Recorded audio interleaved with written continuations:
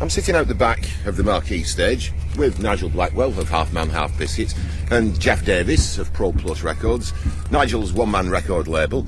There are no tour buses, there are no big trucks, there's no tour manager, there are no roadies, there are no physiotherapists, there are no dietitians. There's one blue transit van which says Birkenhead Car and Van Hire on the side. There's only one band that could have turned up here in that. Nigel, in 2001, The Guardian said of you, light on work rates, low on ambition, unashamedly happy to do the bare minimum to keep the wolf from the door. Does that explain why you play so few gigs?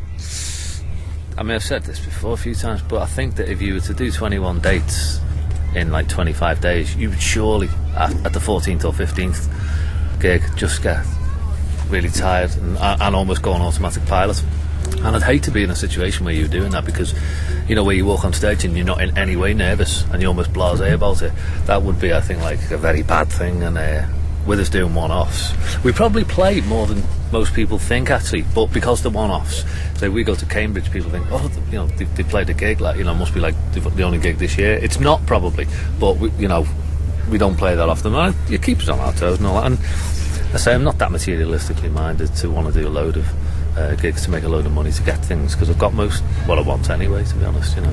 What appealed to you particularly about playing at a folk festival in Cumbria on a school playing field? Well, just those words, what you just said, really.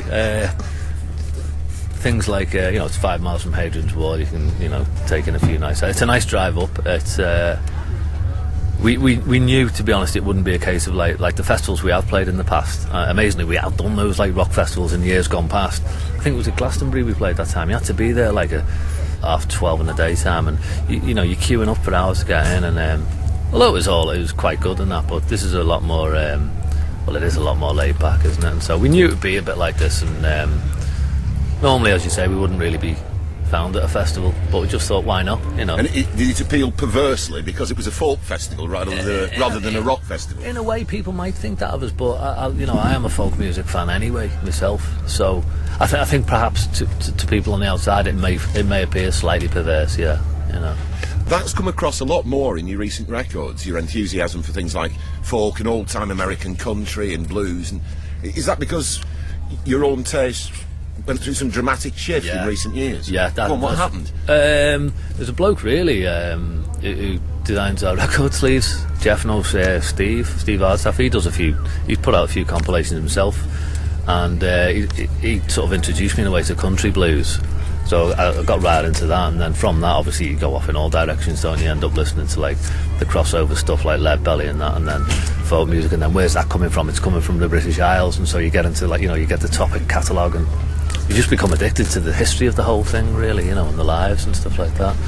Because up until then, I must admit, I was probably only really a punk new wave kind of person, you know. I grew up with, like, you know, all that Buzzcocks thing, you know, and the Clash and stuff like that. And like my older brother was no help because he was into like Yes and stuff like that, you know. And is he still?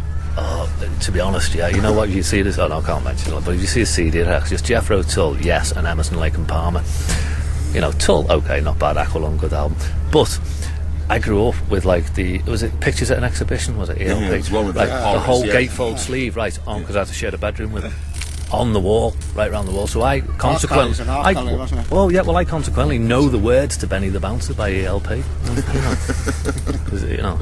So if you've been made an offer, say this weekend, these two events had coincided, Brampton Live, where we are now, and let's imagine that the Reading Rock Festival was taking place the same weekend, and you've been offered £50,000 to play at Reading, or 3 and 9 to come and play here at Brampton. Yeah. Would your decision have been any different? I would be Reading every time, yeah.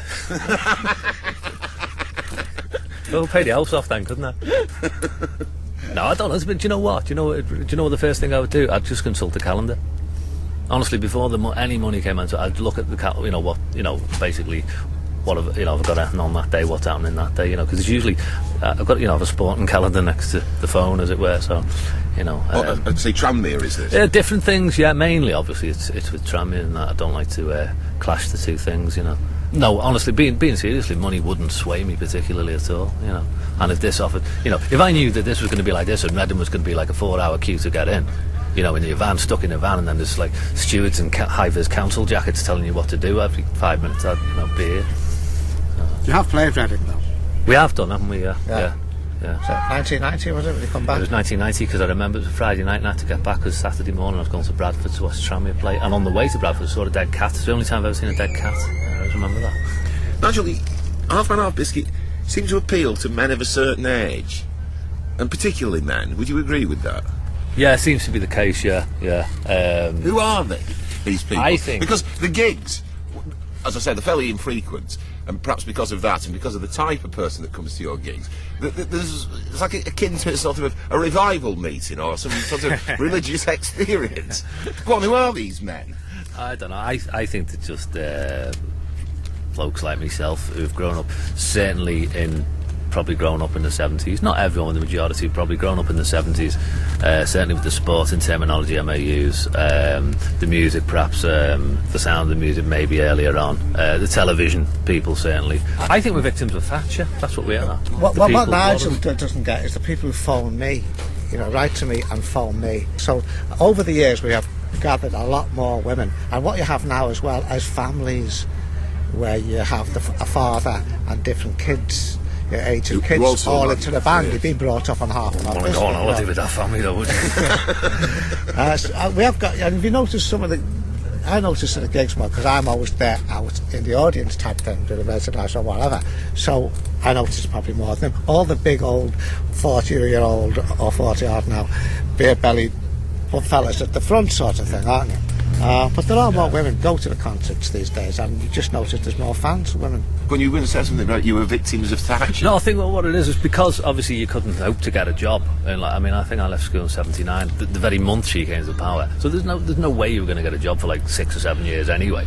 And I think there must be a lot of people who are doing that, maybe getting up at late hours and switching the telly, watching that kind of daytime telly, because it's probably not as obscure as maybe others thought, or that kind of reference to daytime TV, because in those days there wasn't really much to do. There was no cable television and stuff like that, and so everybody was watching the same thing. I think so. To more of a shared experience. Yeah, more or less. Yeah, I don't think it was anything particularly original what I was doing or anything like that. Anything strange. It was just it was writing what we knew about it, but it just so happened that it was in those years, I suppose. So she probably did me a favour, keeping me on the dole, didn't she? I imagine, Is it true a few years ago that there was a Half Man Half Biscuit tribute band in Sunderland? Oh yeah, called It Ain't Half Man, Mum. Yeah. Young students, I imagine. Were they any good? Did you ever see them? Never saw them, no. Did They're probably better than us though, weren't they? I imagine. I'd have thought so. Wouldn't be hard.